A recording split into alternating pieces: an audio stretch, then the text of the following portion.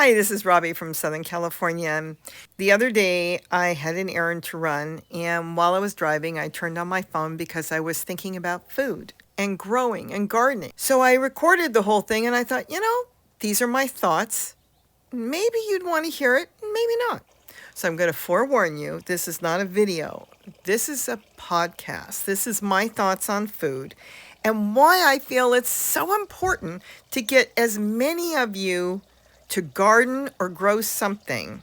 It doesn't matter what you grow. It can be parsley, it could be microgreens, it could be just a simple little collard tree in your yard. But I want you to think about food. Think about the way food used to be. Think about the way food is now. I am not telling you not to buy food. Of course, I buy food. But to be aware that we have the capability of growing some food. Just a little bit, so we know how to grow food. Teach our kids how to grow food. Help anybody that wants to grow food. Now, the following is my thoughts. Keep that in mind. But I want you to know a few times I may have said microbes when I really meant enzymes, but you'll get the idea as you listen. So I'm driving in the car. I've got a little trip to make. So I thought today I would talk about food and gardens. So you're going to hear a lot of car noises and honking and who knows what else. I'm going to tell you something that maybe some of you don't think about. Without knowing you or knowing who you are, oh, I got to move over. I can guarantee you come out of gardens. Your family gardened. You've got it in your blood. Now you're saying, no, they're tailors or whatever. You're gardeners. Why? Because a couple hundred years ago, everybody gardened. They had to. It was way too expensive to go and just buy everything. There was a lot of bartering and trading and all that, of course. One might grow one thing and one might grow another. But the point is, we all come out of gardeners. That's why we're alive. Because they would garden, they would forage. So think about that. When I was a kid, growing up in the city of Los Angeles, not the outskirts, the city, our local store was a corner grocery store that early in the morning they would get up, those people that own that store, and go downtown LA and pick out produce or have produce delivered to them early. And then, of course, they'd open their doors at 6 or 7 in the morning and people would want to have the freshest food. It was coming off of local grown farms around the area. It was all farmland. I can tell you, taking a trip to San Diego from my house in LA by farmers market, driving to San Diego was all open land. Orange groves all through Orange County. It was all open. There were farms. The food was real. The food was fresh. Wait a minute, real? We got real food now, right? Food is being produced, designed to look beautiful because people, human nature, they buy with their eyes. Not smell, not taste, they buy with their eyes first. So things are beautiful. But you know what? Beautiful is okay. A beautiful orange can be fabulous with vitamin C and A. But here's the thing. It's more than that. Over the past 10 years, they've been working with irradiating food. Now, when they're irradiating food, what they're doing is they're doing a process of making that food not accept nature, which is your biology, to break down food that's been picked or fallen from a tree or even a chicken, let's say, butchered. There's no microbes to get in there. So they're designing something. It's as if you would spray your garden with a herbicide or pesticide to keep the bugs out. Well, they're doing that to food. Why do you think food can last so long that you buy? Do you know, I remember when I was young that when you would go buy, let's say, a slab of chicken and bring it home, put it in the fridge, if you didn't use it within 2 days, you didn't want to use it after that. It smelled. Now, a tray of dead carcass in your fridge can last for a week and longer. It's being treated. Well, so are your vegetables. There's different methods of which they were doing it. Now again, 8 years ago, 7 years ago, their methods were different and they would have to send the food out to a company to have it irradiated. Now they're doing it right in their facilities like the microwave was so big and now it's so small. Everything gets compact. Well, now everybody's got that. So anything you're buying, I'm noticing a lot of vegetables you buy no longer tell you to wash them. They tell you they're ready to eat. Sweet potatoes, you could look at broccoli, cauliflower, peas, corn, they're ready to eat. They don't even warn you like they used to a few years ago. Wash first. Lettuce, they don't warn you that anymore because it's been treated. Now that's fine. You won't lose your minerals, but you will lose your vitamins. When they treat them like that, most of the time, all your vitamins are gone. All right. This is what concerns me. If you are eating food that's been recently treated and won't accept any microbes at this time, so it won't break down, the shelf life could be a week, 2, 3, 4 weeks. When you eat that food, at that point, what about that treatment getting into our gut? Normally, we're eating food that wants to break down, and that's all part of our system. It wants to do what it's supposed to do, and that I worry why so many people have what they call now leaky gut. They have intestinal problems. You can look at a can of soup and see chemicals that are put in there, and what are the chemicals doing? Preventing the soup from having the vegetables that are nicely cut up to look pretty when you dump it out of the can from being digested by microbes or anything. So it's going to look as pretty as the day they put it in that can, even years later. And then we eat it, and we don't have those microbes that we need. We actually need that. This is why I think most of us should garden. I don't care if you're gardening microgreens on your windowsill or under grow lights in your kitchen or in your dining room. I have a bus next to me, so it's loud.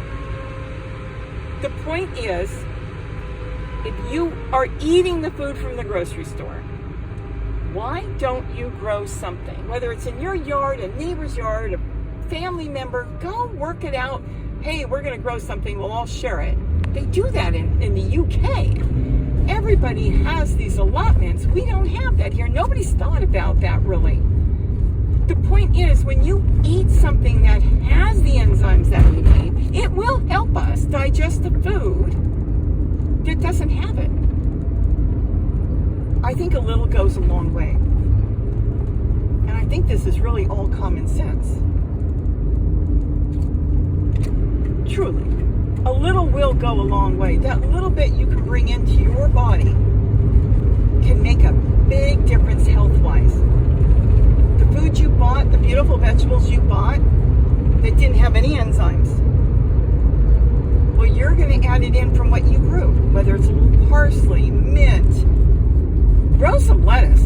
Some people say lettuce is so hard. It's not hard. You just have to understand it. Lettuce you could grow in a little pot. If it's sunny and hot outside, make sure you put it in out of the sun, in the shade. And if it's not hot outside, leave it in the sun. And make sure you never forget to water it. And if you're bad at watering it, put your flower pot on a saucer of water so it always is sucking up water. Then you'll have your lettuce longer. And you can continue to grow. Even that little bit, thrown on a sandwich, just eaten as whatever, just raw, will give you enzymes that you did not get from the food you bought. Please, think about growing something. Think about adding something into your diet that is alive. Because so much of the stuff we're getting these days is not alive. Okay, I now have a truck stuck in, broken down. You know, I'm just going to let him crawl and I'll stay behind him. Think about it. I'm not trying to get you to change your ways on what you're doing. Absolutely not. I'm trying to get you to add to what you're doing. To add some real food into your life that will make you healthier. And you know what? Let me tell you something. That little bit, you'll feel it. I feel it. I feel when I forget. I go through days where I don't eat anything that good, or a day or two, and I feel it. I know it. I know I didn't get my green drink. I know I didn't get something in my body to help me digest. And the older we get, the harder things get as far as food and health. We want to keep our health going. We want to keep all that flowing and doing what it's supposed to do. add something in. Just a little bit, something small. And you know what? I'll tell you something. Once you start growing something, you're going to grow something else. You really will start to want to do more. Tomatoes, peppers, parsley, celery. There's something that grows really good. It needs a lot of water. Put it in a pot, put it on a saucer of water, and you can grow celery almost anywhere. The point is, I want you to think about what you saw as a child if you're older, and remember, I can go as far back, and I was really little, remembering my grandmother taking me to a market, and this was downtown LA. And not only was she buying chicken, I didn't know what was going on back then, but they were buying live chickens. Food was real back then. It can't be now. The stores need to be able to preserve the food so it can last on the shelves so everybody gets it. I get it. I understand. I'm not fighting the system at all. All I'm trying to do is get you to think about that and maybe add something in so you've got live microbes that are supposed to break down the food in your gut to keep your system working. And it's not just for your health. You will feel it. You will feel better for it. I guarantee you, you will feel better for it. So whether you can't grow and you want to do some microgreens, that's just full of nutrients, or you want to pop something in a pot. And if you've got space and you've got a house with that white picket fence, you know what I'm saying. Grow something, a tote, a container, a raised bed of any type. There's so many things you can do. But once you start, be warned, you probably will end up doing more.